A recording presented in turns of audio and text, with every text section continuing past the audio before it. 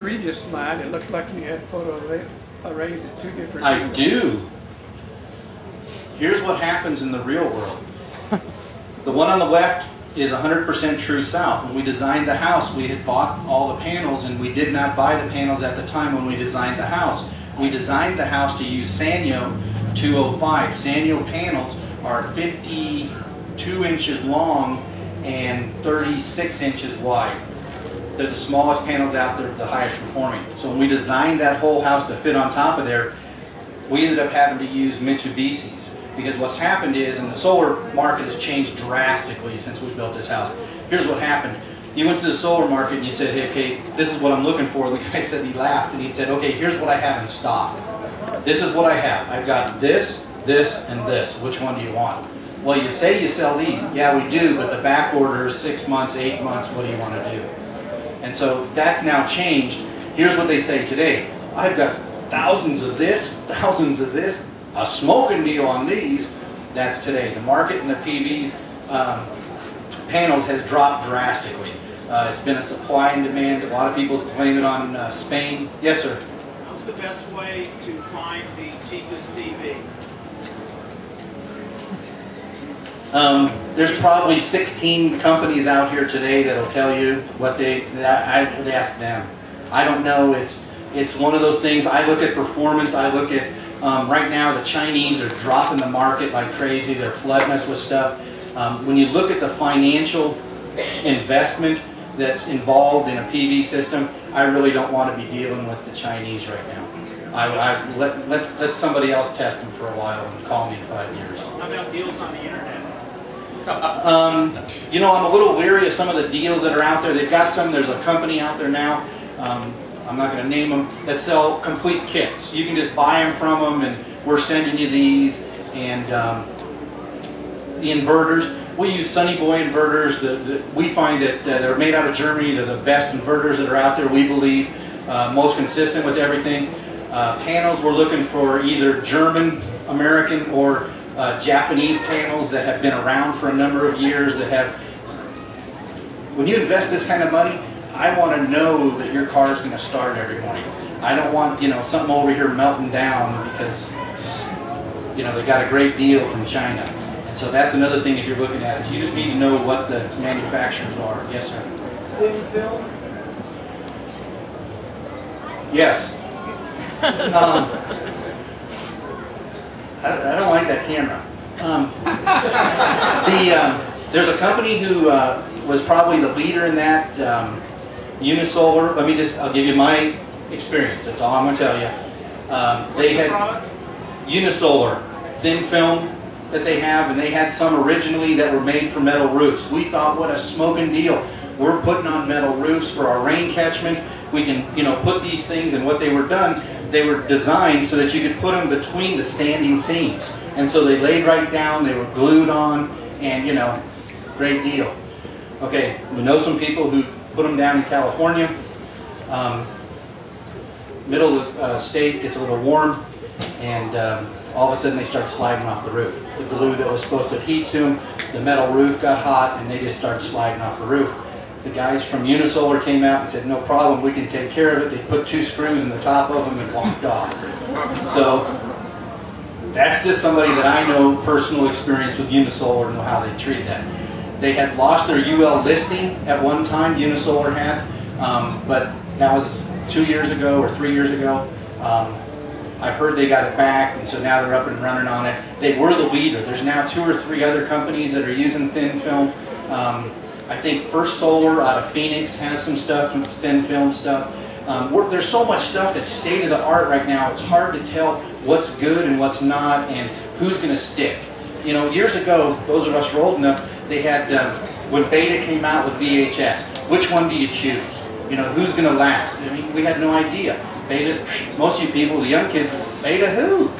You know, it was one of those things. It just, how do you pick which product is going to be the product that sticks with us? And that same thing with solar. There's a bunch of bio-solar that's going on. People are making PV out of plants. And, you know, they're saying, hey, look, we'll be able to get down within 50 cents. We'll be able to produce the same as the power company pretty soon. Anyway, I'm sorry I get carried away. This is our 40,000 gallon rain catchment tank. And this was, again, this is a Pioneer tank. It's a metal tank. Pioneer has tanks here this weekend. Homeowners Association wanted us to put rock around it to match the existing house. This is another one of these things they've asked us to do.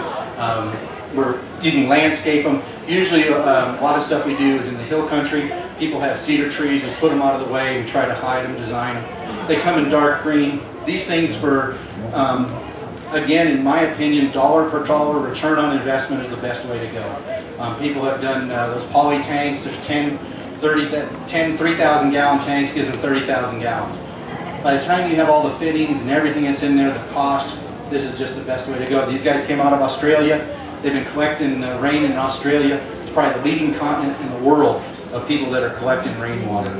So those are the kind of people I like to know. People have been doing it a long time who like to have some of the trial and error stuff through.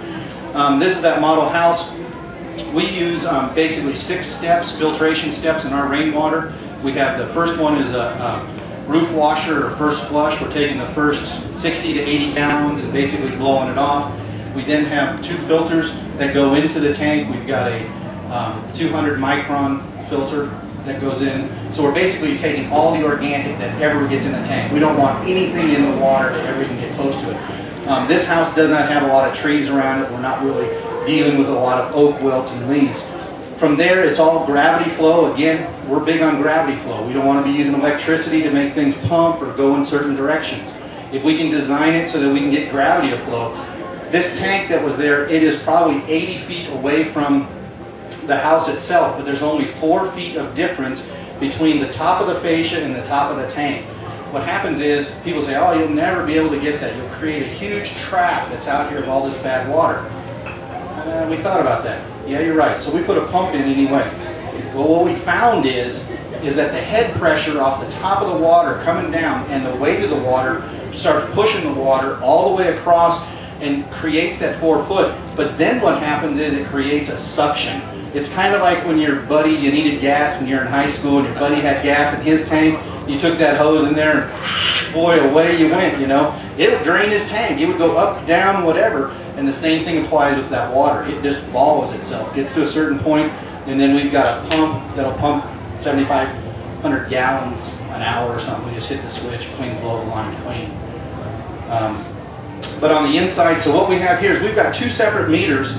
The meter on the bottom there, that's our irrigation meter. So we're reading this on a regular basis, on a weekly basis, because we are landscaping with it. Again, I said that we're using all the rainwater for landscaping. The other meter that's up on the top is the one that's going into the house. The first filter here is on the far right-hand side is a 50 micron filter. The second one is a 5 micron charcoal filter. The last one on the left is an ultraviolet light. So what we're doing is we're displacing all bacteria. Someone said, well, you're eliminating. Well, technically, I had a biochemist come up to me one time and he said, hey, you're not eliminating, you're displacing it. So we're displacing all bacteria before it goes into the house. What we do is we have our water tested on a regular basis. We send it out. There's labs that'll test this stuff for 25 bucks. And we will be more than happy to test any city, anywhere in the country with our well water against anybody. Yes, sir? How often do the filters be changed with the water? We change the 50 probably every 6 months. We change the ultraviolet and the 5 once a year. The ones going into the tank we change more often because those are the ones where we're catching leaves and we're catching any kind of dirt and debris. In our tank system, we just have in the basket that's there, you go up, you spin the lid, take it out, clean it out. To be honest with you, I've had a lot of women end up doing that. I mean, they were the ones who maintained those things, so it's a really pretty easy thing to do.